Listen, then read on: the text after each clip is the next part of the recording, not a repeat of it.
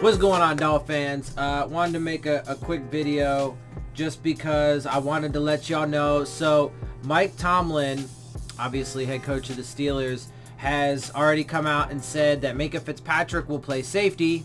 Surprise, surprise, for the Pittsburgh Steelers. Why? Because that is his most natural position. That is where he does his best work.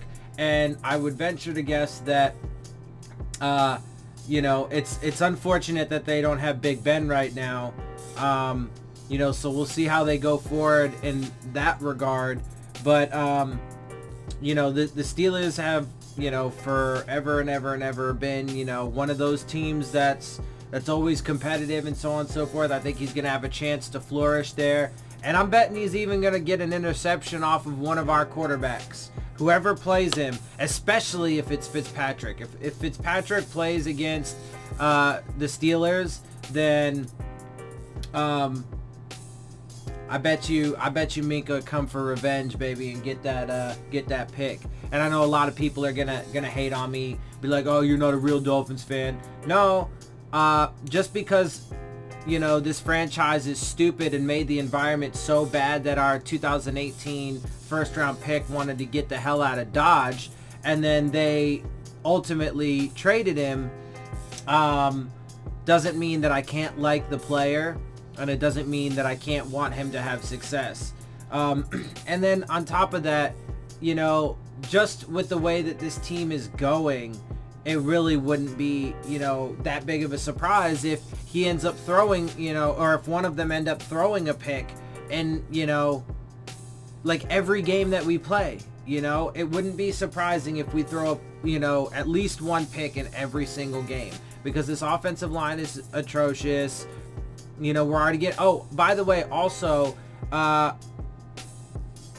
don't be surprised, man, with the way that Brian Flores works these guys in practice, and with the way that they're getting, just destroyed in these games, bro. Don't be surprised when, we start stacking up some injuries in, at some point during this year.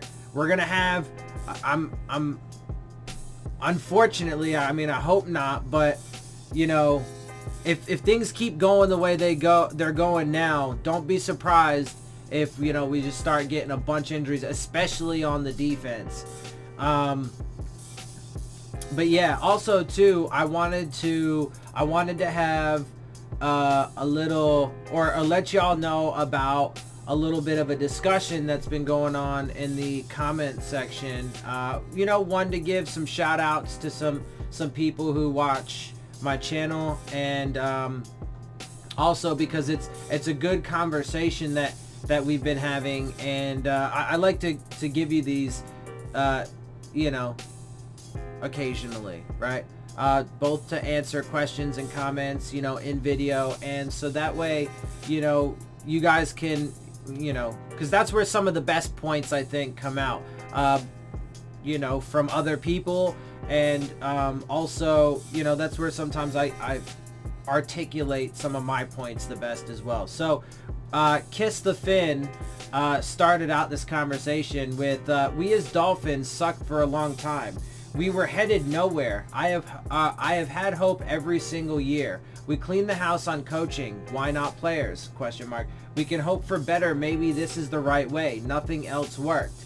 Okay, and I get that, right? Like I've said, I told you guys, like, I understand that we've been mediocre for like a super long time, right? Here's how I responded to that. I said, we can hope for it all day, but the facts will reveal the truth. So eventually we will know one way or the other whether this works out or not. But I go on to say, even if this massive gamble pays off in whatever unknown number of years it will take, we still have to endure much worse than mediocrity in the meantime. We are going to be historically bad this season, and that will never go away from Dolphins history. We as fans should not accept that having that in our history is necessary to get us back to brilliance, right? So why? Like, why? That's what I'm saying. Like, none of this was necessary. Even if you thought Adam Gase had to go, the massive purges and everything that they've been doing since, none of this self-destructive, behavior is necessary, right? Kiss the Fin then replies, I had high hopes this year until a week before we played the Ravens, and I'm salty. But we do have 3 first rounds and maybe 2 top 10 picks. I know it's a gamble, but with 160 million cap next year, which I don't have the exact number of what it's going to be next year, but I think that might be off a little bit. But anyway, next year with 6 picks and 3 rounds, there's things we can be happy about this year is shot, but I'll start watching Texans and Steelers games, root for them to lose. Thomas Lahout, I'm sorry, dude. I don't know how to pronounce that. I'm just going to go with Lahout. You can correct me. Please do if I'm getting that wrong, and I'll try and make sure I get it in the future. But he comes in with, in the meantime, Ross scores big for Miami's share of television contracts, which is absolutely true. It doesn't matter really for him. He's making so much off of all of this shit, regardless. And then he says, anybody know what the price tag is for the current roster?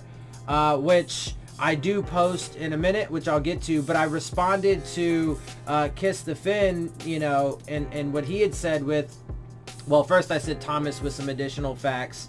But then I said, yeah, it's fine if that's your perspective. I totally hear you, which is good, right? It's fine if we disagree. It's a fact we have significant draft capital and cap space. I personally disagree with the approach on a fundamental level. I will never support a tank mentality, which is what we are doing regardless of what they say. Or it doesn't matter, like, for people out there, you can deny it as long as you want, but whether, and it doesn't matter, it really does not matter what the coaches or the organization say, even though we have come to find out that Stephen Ross, like, wanted to tank this year, and that was part of the reason why he fired Gase, because Gase had integrity and was like, no, I'm not going to tank, and Brian Flores said that he would. Even though we know that, they can say whatever they want. They can say it as much as they want. It's the actions that prove otherwise, and it's their actions that make them liars, because the things that they have done systemically, right, throughout this entire organization has caused us to field such an inadequate team and an inept team across the board, and all of the things that I mentioned time and time again: leadership, production, experience, talent, all that stuff, right? Just across the board, drastic downgrades everywhere. You can't expect, that's why it's at best, it's super disingenuous to say, yeah, we're going to go out there and try and win every game. I'm sure you want that, but you should, I mean, if you're any kind of a good coach, you should understand that what you've done, and then especially if you want to sell the, we're building for the future narrative at the same time, just at least say, yeah, we're tanking this year. I mean, just come out and fucking say it. There's no reason to fucking lie about it. Anyway, let me continue though. So, plus, it's a sad state of things as a fan when you can't root on your team to win, and instead you have to go root for other teams to lose so you can have better picks. And that was in response to him, saying that, let me get it right. There's things that can be happy about this, there's things that we can be happy about. This year is shot, but I'll start watching Texans and Steeler games and root for them to lose. And before that, he said he had high hopes this year until a week before we played the Ravens, right? With, all the massive moves and Tunsil getting traded and everything, right? And as I mentioned, that was when the majority of the media and everything made their shift from, oh, we're not tanking, to, oh, of course they're tanking, it's obvious. Right? Like, it sucks. Why do the fans have to be put through this? Why do we have to be put in a state where, unless you're just one of those fools that, just buys into this ridiculous narrative, and thinks that we still actually have a chance to win games this year. But anyway, like, why should we have to be put in that position as fans to have to go root for other teams and hope that they lose, so that way the draft picks that we got from them for trading away our young talent are going to be high enough in the next year's draft? Like, that's ridiculous. That is a terrible way to exist as a fan. Why does anybody want that? Why do any of the fans want that? It's miserable. I also don't believe the massive mismanagement, purging, toxic environment, and historically bad season are worth a slim chance we might be relevant again in a few years. It's a gamble with far too many cons and not near enough pros for me to buy in. And that's not even factoring in my disagreements regarding Stephen Ross's support for Donald Trump and Flores' subsequent backing of Ross over Stills. I think what this organization is doing is abhorrent and disgraceful on all levels. Anyway, so then we get, though, there was the speculation about the cap. And so right now, our cap, according to Spot Track, just to finish this little conversation, was maximum salary cap is currently at $197,138,494 for all teams.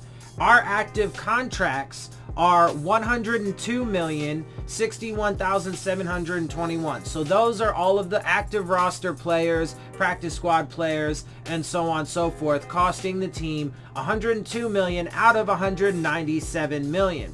The guys that we have on injured reserve accrue come up to $3,206,029. So not really that much on the injured reserve players, but of course, because they're, you know, backups and, you know, no-name guys that haven't done shit ever, right? One of them is, you know, our one of our rookie linebackers that we got in this year's draft. But this dead cap, $54,368,446. That is the league most due to players they purged for drastically inadequate replacements. That was what I added in there. Because we purged so many players, you know, regardless of what you think of their contracts or their talent or whatever, or the people we brought in to replace them, I mean, well, it's just facts. I mean, across the board, all of that stuff was, you know, and we have so much of that dead cap because of all those players' contracts. When you cut players before their contracts are up or trade them, you accrue some portion of dead cap.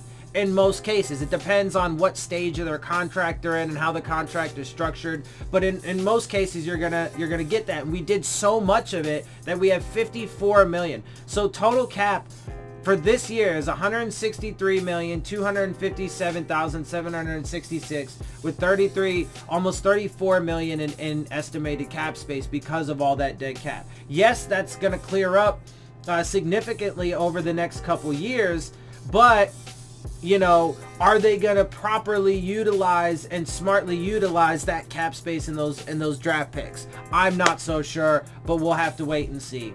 Anyway, so that's what I got for you guys. I'm gonna get up out of here. I hope you guys enjoy my videos. If you do, make sure you hit the subscribe button, make sure you hit the like button, make sure you hit the bell if you want to get the alerts. Leave your questions, comments, and concerns down in the comment section. And of course, as always, make sure you follow me on Twitter at Dillon Tartaro. And with that, I am out. I'll see y'all soon. Fins up.